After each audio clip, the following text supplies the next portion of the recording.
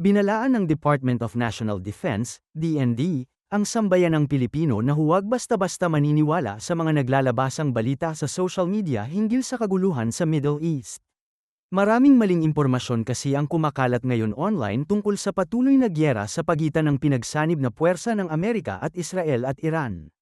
Batay sa Facebook post ng DND, pinabulaanan ng ahensya na fake news ang isang kumakalat na artikulo sa social media na nanginginig na raw sa takot ngayon si Defense Secretary Gibo Teodoro dahil ang Pilipinas na umano ang next target ng Iran. Paalala ng ahensya, siguruhing kumuha lamang ng mga tamang impormasyon at balita mula sa mga reliable news sources. Mariin pang sinabi ng ahensya na contained lamang sa Middle East ang nangyayaring kaguluhan at walang direktang epekto sa Pilipinas.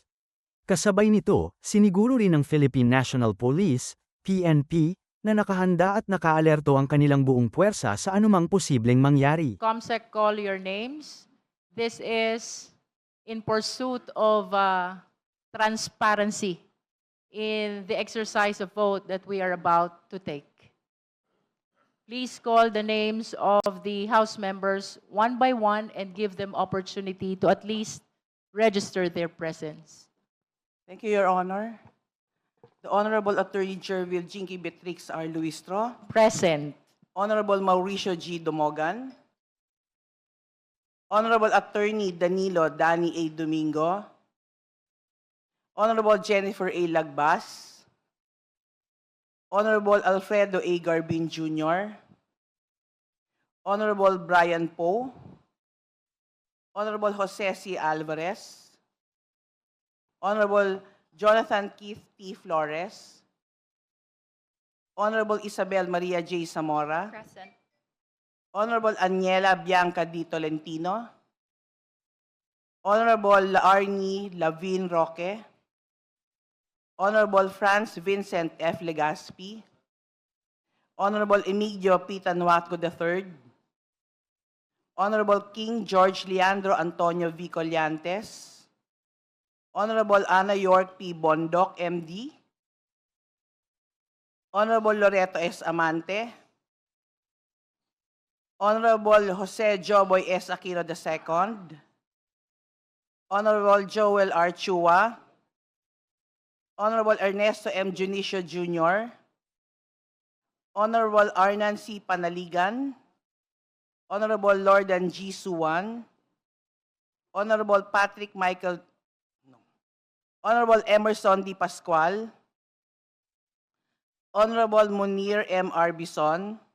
May we encourage the House members to please use the microphone in registering your presence. Please. Honorable Janice Degamo. Honorable Bienvenido M. Abante Jr. Honorable Jude A. Asidre. Present. Honorable Bernadette S. Barbers. Present. Honorable Rufus B. Rodriguez. Present. Honorable Chino Miguel D. Almario. Honorable Micaela Angela B. Swansing. Present. Honorable Ramon Rodrigo L. Gutierrez. Present. Honorable Maria Rene Ann Lourdes S. Matibag. Present. Honorable John Attorney J.P. Padiernos. Present. Honorable Terry L. Ridon. Present. Honorable Alan U.T. Honorable Rene Luis M. Co. Honorable Jose Manuel Tadeo Chel I. Diokno. Present. Honorable Sarah Jane I. Elago. Honorable Faustino Boji G.D. III. Honorable Ferdinand L. Hernandez. Honorable Janet L. Garin. Honorable Yaser Alonto Balindong. Honorable Francisco Paulo P. Ortega V. Present. Honorable Jefferson F. Konghun. Honorable Christine Singson Mihan. Honorable Christopher Shin P. Gonzalez. Present with official copy of the letter of SDS Puno. Honorable Beverly Rose A. Di Macuha. Present. Honorable Raymond Democrito C. Mendoza. Honorable Ryan S. Recto. Present. Honorable David J.J.C. Suarez. Honorable Ferdinand Alexander A. Marcos, Honorable Lawrence R. Defensor, Present. Honorable Julian Jam L. Baronda, Present. Honorable Marlene L. Primicias Agabas,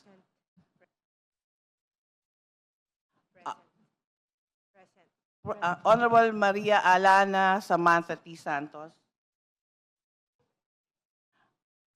Honorable Zia Alonto Adyong, sorry, Present. Honorable Ernesto M. Junicio Jr., Present. Honorable Jazel Victoria C.U., Honorable Arnan C. Panaligan, Honorable Eliza Micaela Mica M. Gonzalez, Honorable Marie Bernadette G. Escudero, Honorable Ivan Howard A. Gintu, Honorable Wowo Fortes, Honorable Hil Cabarangay Jr. Acosta, Honorable Adrian J. C. Advincula, Honorable Ana Victoria Veloso Tuazon, Honorable Crispin Diego D. Remulla, Honorable Vincenzo Renato Luigi R. Villafuerte, Present. Honorable Jose Bong J. Teves Jr., Honorable Monir N. Arbison Jr., Present. Honorable Ramon Rodrigo L. Gutierrez, Honorable Eduardo R. Rama, Honorable J.C. Abalos, Present. Honorable Edgar R. Erice. Wala na, okay. Wala na. Ito. Yeah, okay, wait, sorry. Honorable Presley C. De Jesus, Honorable Sergio C. Dagook, Honorable Kaka J. Bagao, Honorable Stephen James T. Tan, Present. Honorable Laila M. De Lima, present. Honorable Percival Percy Sendanya, Present. Honorable Antonio L. Tino, Present. Honorable Jesus Manuel Bong C. Suntay, Honorable Journey Jet V. Nisay, Honorable Reynolds Michael L. Tan, Present. Honorable Shelo Crisel Lagman, and Honorable Walfredo Arman R. D. Magila Jr. The chair understands. We acknowledge also, COMSEC, the presence of the Honorable Ilago, as well as the Honorable Bong Teves, and the Honorable Joboy Aquino. The chair understands the difficult decision that the members are about to take. And with that, the chair commends the courage, the disposition,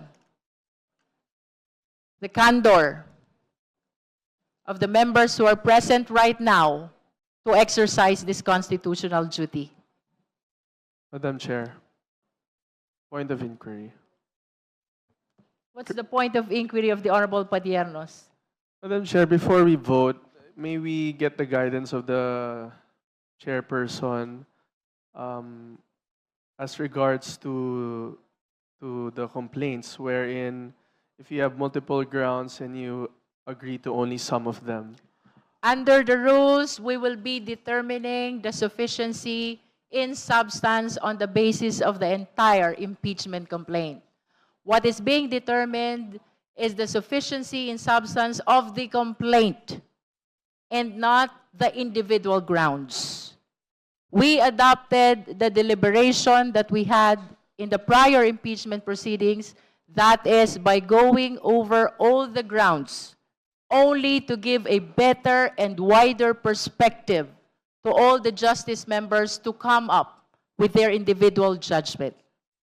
With that, if the members have no other matters to raise, we shall proceed to vote. Madam Chair. Madam Chair. The Honorable Rodriguez.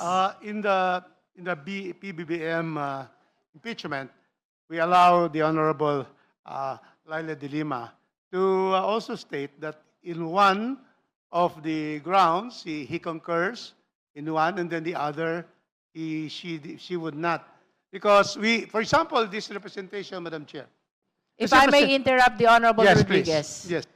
The disparity as to the position of the Honorable De Lima with respect to is with respect to the first and the second impeachment complaint, but not with respect to the individual grounds. I am clarified, but can we put on the records, for example, if, for example, in the third complaint, which we are going to vote on, what will happen if 4 of the grounds for example, in my case, just to be able to state, 2 of the grounds, there is substance. 4 of the grounds, no jurisdiction, no substance. How will that be reflected, Madam With Chair? all due respect, the chair has stated already that the rule provides the determination of the sufficiency in substance with respect to the impeachment complaint and not to the individual grounds. Again, we deliberated per ground only to give a better perspective to the justice members in the determination of the sufficiency in substance. In other words, we will be voting on the entire impeachment complaint and not on the individual grounds. And we are not conceiving as well the situation where the members will be manifesting a different position with respect to a respective ground of the impeachment complaint. With that, we shall proceed to vote. The chair is now ready to hear the motion on the sufficiency in substance of the third impeachment complaint, that is Father Sabalia et al. Impeachment complaint endorsed by the Honorable Congresswoman De Lima. Madam Chair. The Honorable Asidre is recognized. Madam Chair, I move that we vote on the sufficiency of substance on the Sabalia et al. Complaint. May we be given the opportunity to make it more accurate. We Madam- need to declare either sufficiency or insufficiency in substance of Sabalia et al. Complaint.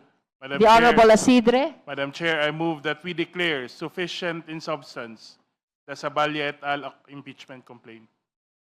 There is a motion to declare the sufficiency in substance of Sabalia et al. Impeachment complaint. The same has been seconded by the Honorable Tino and the Honorable Zamora. Do I hear an objection? No one is objecting? Objection, Madam.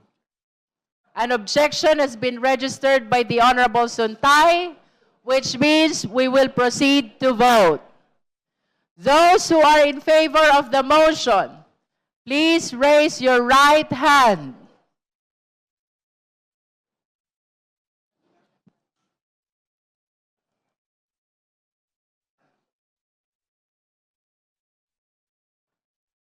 Can you higher your hands just to make sure that the Secretariat will come up with an accurate counting?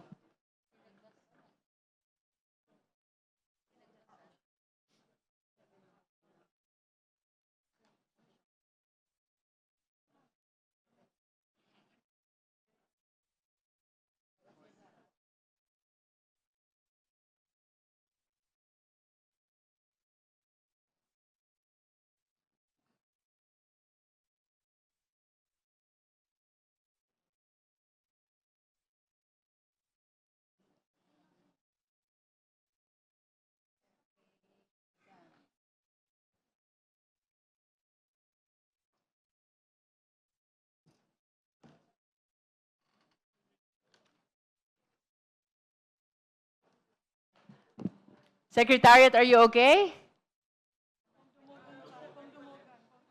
Kong Dumogan is here and raising his hand as well.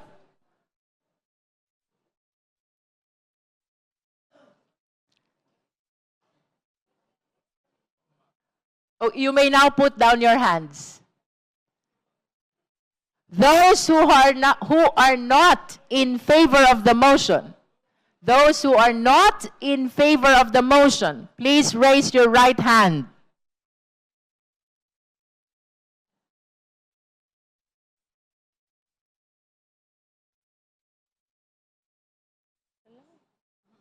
It's okay. Those who abstain, please raise your right hand. All right, so that concludes the voting. Secretariat, the result, please.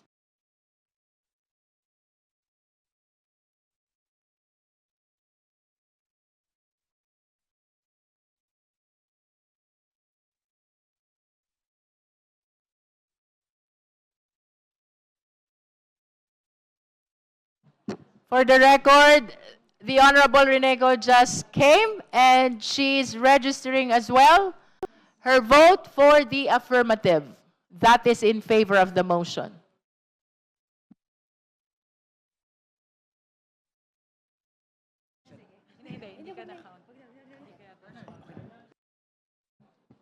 The vote of Arnan Panaligan is counted already per the Secretariat. With 54 votes in the affirmative, 1 in the negative, and 0 abstention, the Chair declares the sufficiency in substance of Zabala et al. Impeachment complaint. So ruled. Now we proceed to the fourth impeachment complaint, the Cabrera impeachment complaint endorsed by the Honorable Abante and the Honorable Ortega. The Chair is ready to hear the necessary motion. Madam Chair. The Honorable Rodriguez. Before the vote, once again, I would like to ask. There are 5 grounds on the fourth complaint. This representation believes in the dismissal, no substance in 3, but 2 has substance. How do I vote? Honorable Rodriguez, it is clear in the rules that we are voting on the entire impeachment complaint. The sufficiency in substance has to be determined on the basis of its entirety and not on the basis of the individual grounds. In other words, it's either you vote in favor of the sufficiency or not in favor of the sufficiency. Madam Chair, I always agree with the Chair. Thank you. The Chair is ready to hear the necessary motion. Madam Chair, The Honorable Zamora. I move to declare the impeachment complaint filed by Attorney Nathaniel Cabrera as sufficient in substance. There is a motion to declare the impeachment complaint of Cabrera sufficient in substance. Do I hear a second? The same has been seconded. Is there any objection?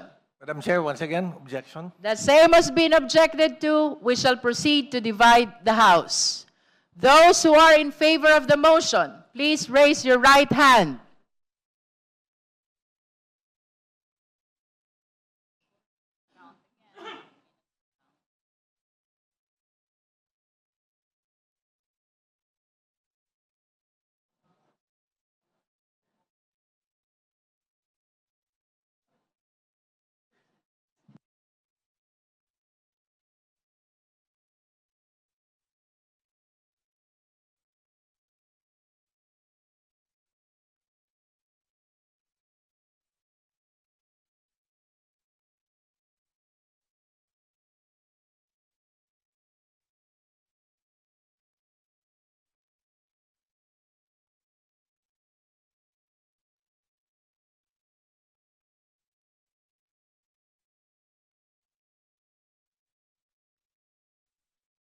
Secretariat, are you okay? You may put down your hands. Those who are not in favor of the motion, please raise your right hand.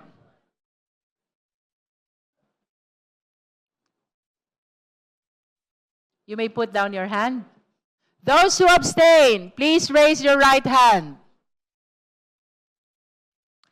That concludes our voting on the fourth impeachment complaint. Secretariat, result, please.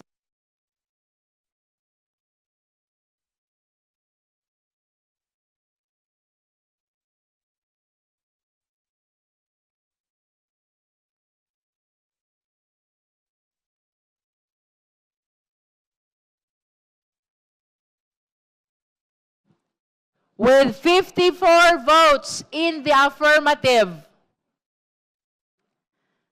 and 1 vote in the negative, with 0 abstention, the chair declares the Cabrera impeachment complaint sufficient in substance. So ruled. Madam Chair. The Honorable Zamora.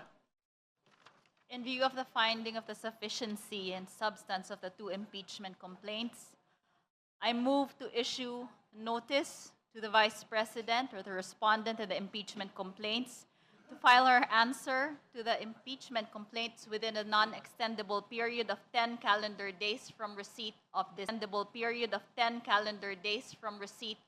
notice. Thank you, Madam Chair.